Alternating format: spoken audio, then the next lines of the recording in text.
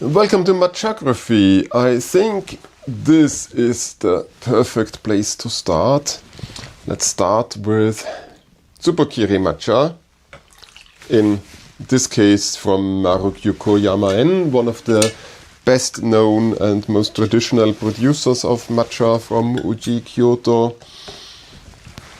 It is the perfect start because Tsubokiri Matcha, some other producers also call it Kuchikiri Matcha, is the opening of the tea jars matcha. The thing is that now you're getting to a point where you can get matcha again, because the 2024 matcha was pretty much sold out completely, as the matcha mania, the matcha craze that we are currently in started. It, together with the bad harvest of this year of 2025, led to this rapid increase in matcha prices. Now therefore matcha is considerably more expensive, but it is getting back, because at the beginning of 2025, meaning closer to the spring summer, you could buy tencha, buy the first harvest, especially Ichiban tencha leaves, which matcha is being made from, and with those you could immediately produce some shincha, some new tea. But that is not the tradition. The tradition actually is that the tencha gets harvested and then gets put into chaire, if I remember it right, into tea jars. The Tsubokiri Matcha from Marukyu Koyamaen comes with an image of the traditional tea jars, and then those tea jars not really ferment but mature the tencha leaves. The tencha leaves mature in them a bit, develop a bit less astringency, more umami, and then those tea jars get opened, and from them Tsubokiri-cha is ground, and then also all other matcha is ground and blended. So this is the first matcha of the season that is really the matured matcha. I've sifted it, and I'm going to use my thicker, somewhat preheated bowl for it now, because it is after all winter. And let's do it the right way, more or less.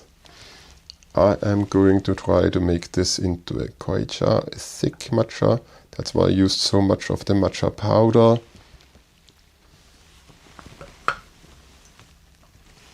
You will notice all the ways that I'm breaking with traditions, because I just have not learned it better, can't do it differently for a whole host of reasons.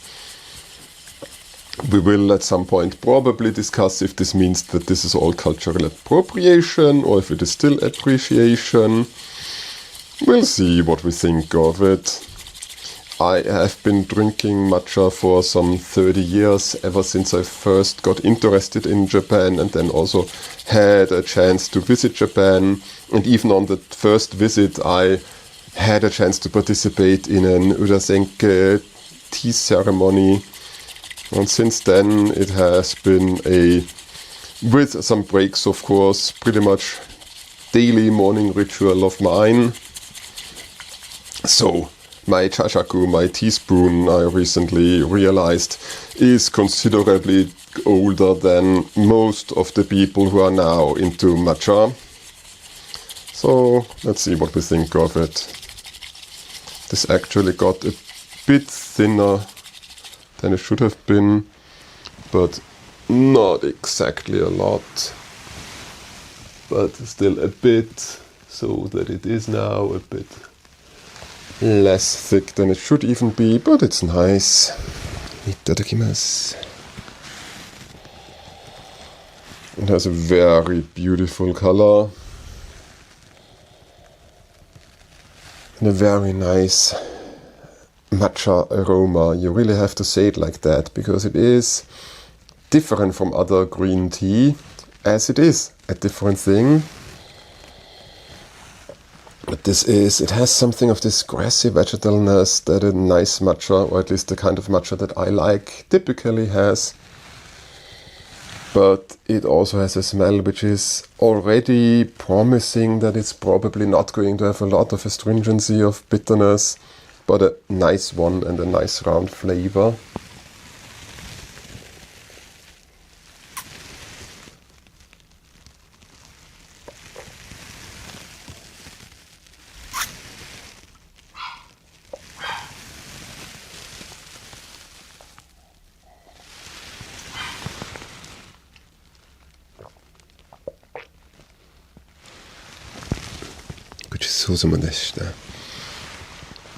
And yes, I'll say this is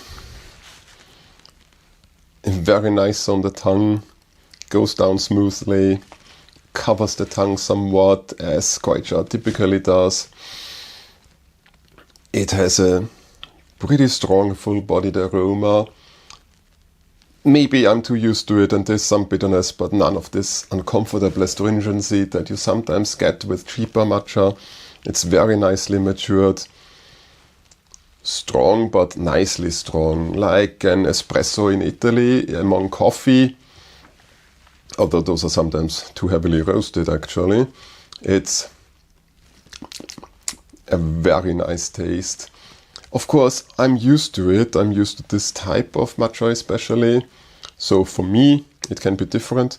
But once you start going through different types and grades of matcha, you will notice how the differences develop and how there are only too many which are not really any type of matcha, but just supposedly a grade. Another thing we will have a lot to talk about.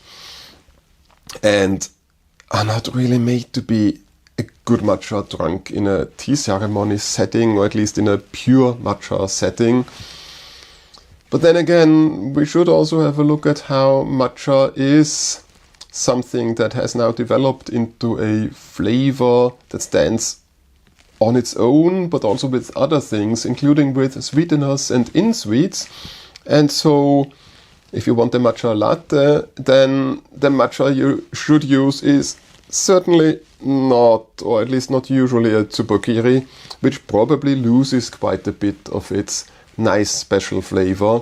And other more expensive versions of matcha, types of matcha, are even worse in that regard.